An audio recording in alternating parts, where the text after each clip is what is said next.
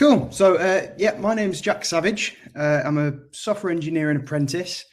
I have been for a year now. And I just wanted to talk to you a little bit about getting into the tech industry. So first, a little bit about me. I grew up in Wigan. I went to Birchall High School. I did okay in school, went to college and studied chemistry, computing, and music technology. At the end of college, I still didn't really know what I wanted to do with my life. So the logical next step seemed to be to go to university. That's what all my friends were doing. That's what the college encouraged us to do. And so the A-level that I got the best result in at college was chemistry. So I decided that seemed like the most sensible thing to do. So I went off to university and studied chemistry. I had a great time in that I made loads of friends. But I found out a little bit too late that chemistry wasn't actually for me. So near the end of the second year, I ended up dropping out. So after dropping out, I was back at home with my parents after living away from home for a couple of years, a bit fed up and wondering, what can I do now? I was in all this student debt. I hadn't got a degree like I'd hoped for. So I ended up working in a shoe shop in the Trafford Centre for a year. Now that was good for a while. I made some good friends, but I did, after a few months, start to think there's got to be more to life than selling shoes. And I remembered then that when I was studying computing at college, I really enjoyed coding, but it's just something that I didn't really, I didn't pursue for whatever reason. And so I was thinking, well, if I wanted to be a software developer, surely I'd have to go to university and get a computer science degree because that's the way that most people do it. Now, because I'd already been to university, I couldn't go back again because I wouldn't be able to get the student finance. So I originally thought that door would then be closed for me. However, I got creative and I did a bit of research and I actually found there were lots of different apprenticeship schemes. And funnily enough, the apprenticeship scheme that stood out was the one that Manchester Digital offer, who coincidentally are hosting the event today. And so I applied for that. I spoke to some people at BJSS, got on really well with them, and I've been an apprentice, for the last year, and it's been really good because it's something that I didn't think I'd ever be able to do. So in software, there are tons of opportunities, more than I thought when I was growing up. The world will always need software. It affects so many things in our day-to-day lives.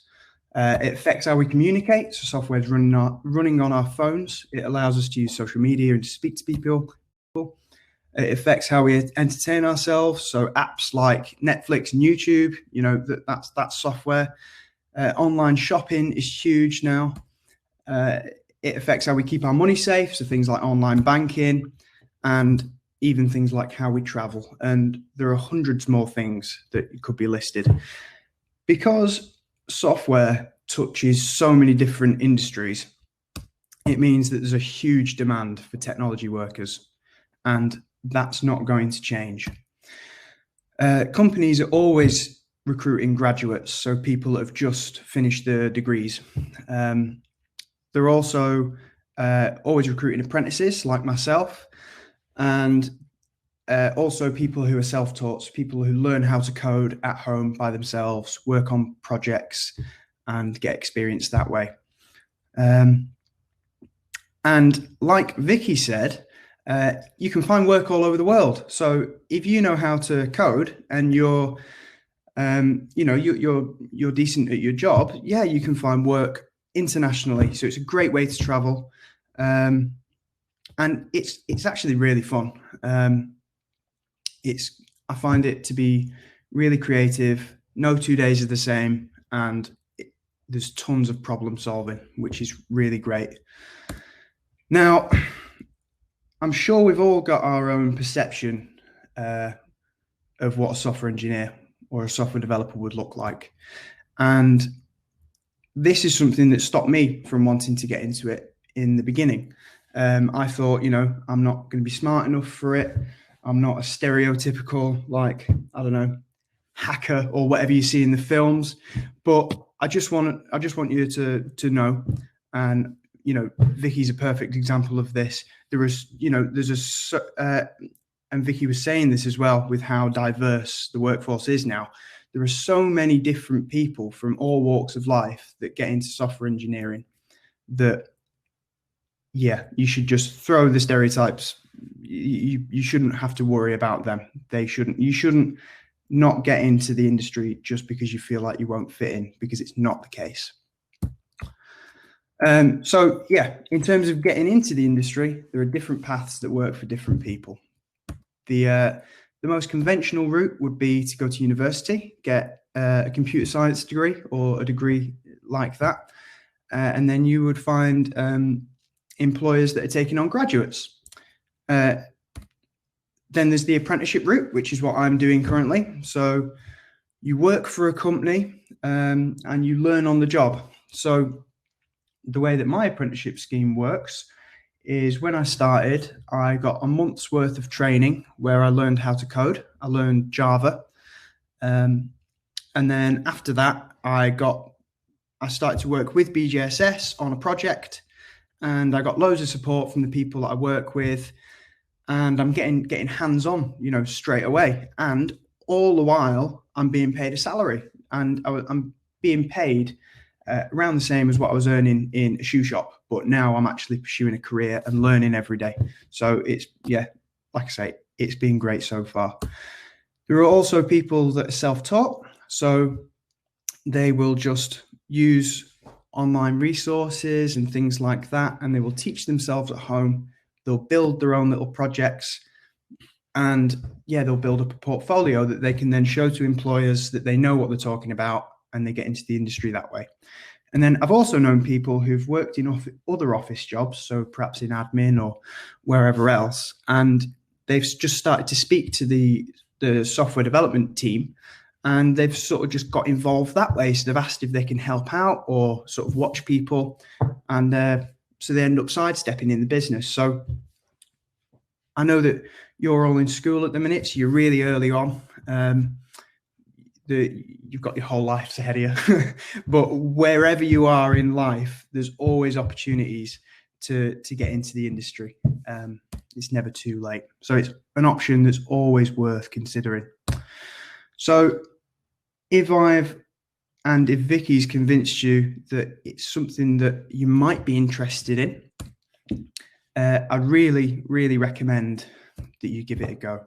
So the way that I learned initially, to get myself up to a point where I could start an apprenticeship and start applying for apprenticeships, was I learned HTML and CSS and JavaScript, which are 3 programming languages that you can use to build websites.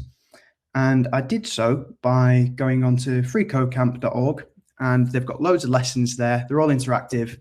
They teach you how to code, and then you do some coding and you can see on the screen what it is that you've done. You can see it work. And so it's really good to build up your knowledge. There's also Codecademy, which is a similar website. It looks slightly nicer, but it's a bit, it costs some money if you want to pay for the paid version of the course, but there is a free version of that as well. So if you're at home and you've done a bit of coding, you think this is actually really interesting, there are also support groups. So there's for example, Code and Stuff. This is one that my girlfriend goes to. It's a meetup where it's currently online, so people will meet on Zoom remotely, and you'll just talk with other people that are learning how to code, and there are mentors there and people that can help you as well. And Code and Stuff, I believe, is specifically for women and people who are non-binary. There is also a Coder Dojo it's called, and I know that this one's run in Wigan Youth Zone. I'm not sure if it's going to be run at the moment because of coronavirus, but that's something that's worth looking at as well. It's a similar kind of thing. So next steps after that, so you're all in school, so you could consider going to college or sixth form and studying computing or computer science at A-level, or if it's not an A-level, a similar course in computing. And then you could go to university and study computer science. That's a really, really good route into the tech industry if you're sure that's what you want to do. Another thing that you can do is you can consider an apprenticeship like mine.